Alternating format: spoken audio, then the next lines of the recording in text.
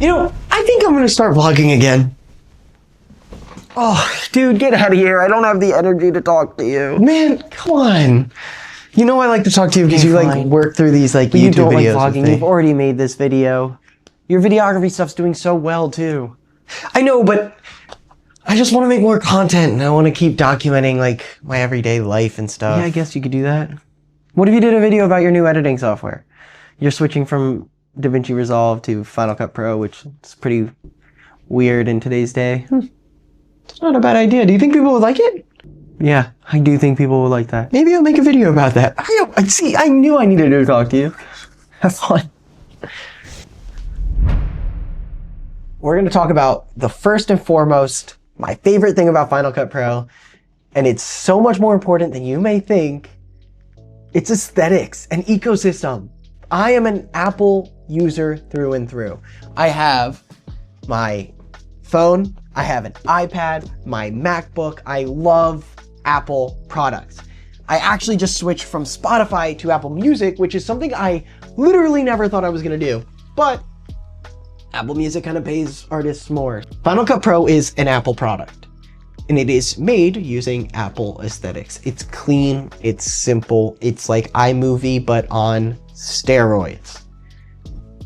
And it gets me so excited to use it. If any of you guys have ever edited any video, which if you clicked on this video, I am assuming you have, you know how important it is to love the software that you are using. I did Premiere Pro for 3 years because my college gave it to me for free. That's literally the only reason. I would never choose to use Premiere Pro, ever. Then work, I got a job where I am a video editor for a media production company in town, and they use DaVinci Resolve. So I got that for free as well. And I've been using that for a year, and DaVinci Resolve is great. But I don't love using it. I don't know what it is. There's something about that app that just isn't exciting to me. And then I recently purchased Final Cut Pro, and it is exciting. I don't know if it's that I'm not the best at it, or if it's really quick, or what, but it doesn't crash. It looks great. It's simple to use, and I have been making my favorite videos on this app. So that's number one. Number two, and this is where we're gonna hop into the actual app and show you, is surprisingly the organization and the timeline and just the overall ease of use in this app. I thought I was going to hate the organization tools. Everybody complained about them, but there's something so special about being able to scrub through footage this easily. And honestly, through these previews, you can kind of see what parts I'm gonna grab. So say we're about to go in and edit this and talk a little bit more about how I like to edit in Final Cut Pro. But to do so, let's grab a couple of clips. So I know that this is not something I wanna use. Simple. It's a different clip from this one, and usually my later clips are going to be my better takes. I believe this one I didn't like the framing as much, and I liked the framing of this a lot more. It's just a little bit more zoomed in and it felt better. If you want to, you can drag and pull like that is where I want this to start. Shift E will drop it right into my timeline, and it goes exactly where I want it to go. Then we'll scrub through, find the take we want of this, which is more than likely the last one. And boom, in, sets the out point just where out is. Then we're gonna grab and drag this on top.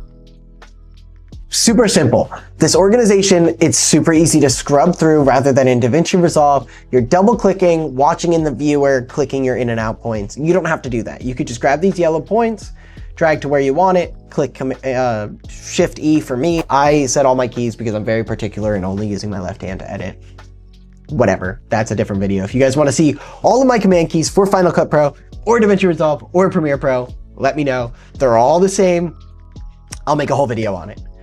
So once we have that, we're gonna make sure everything is lined up, and we have our first very basic, this is just how I want the story to look. Moving on. The next thing that I love about Final Cut Pro is the price.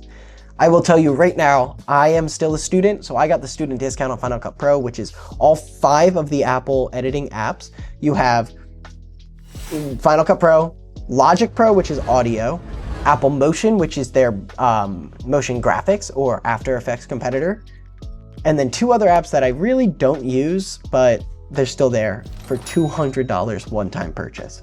That's incredible. DaVinci Resolve will run you $295 for the studio.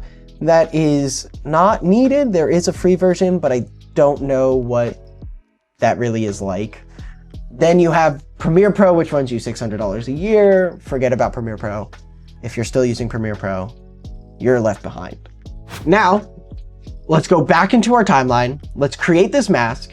This is something I do in almost all my videos, and you guys are getting a little sneak peek on how I do it. This is my favorite thing to do. I'm a guy who talks to himself. I'm literally talking to a camera right now. And this is just my favorite way to conceptualize it and show you actually what it's like.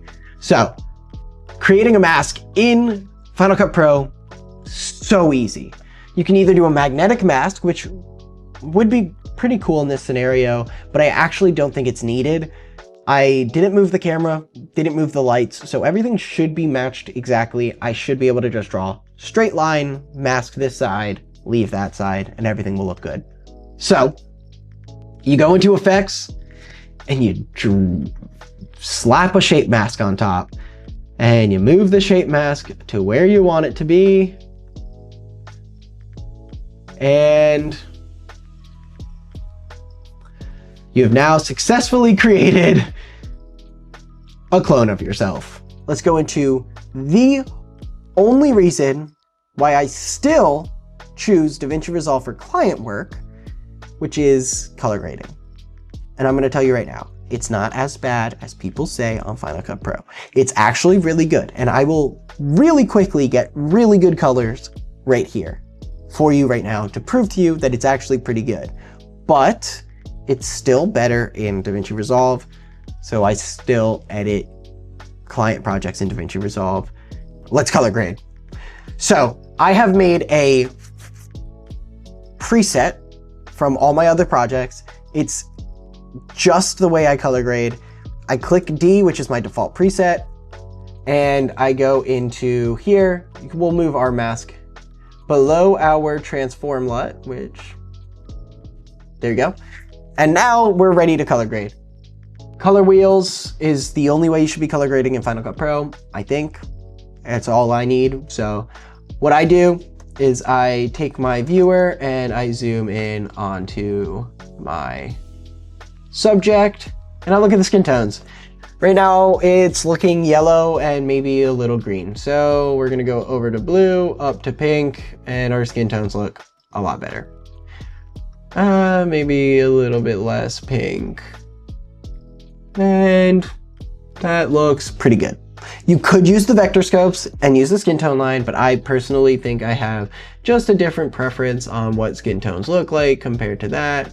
So I do the visual test, and if it passes my visual test, it's good. So this is where I'm gonna land. And now I'm gonna pull up, using Command 7, all my scopes.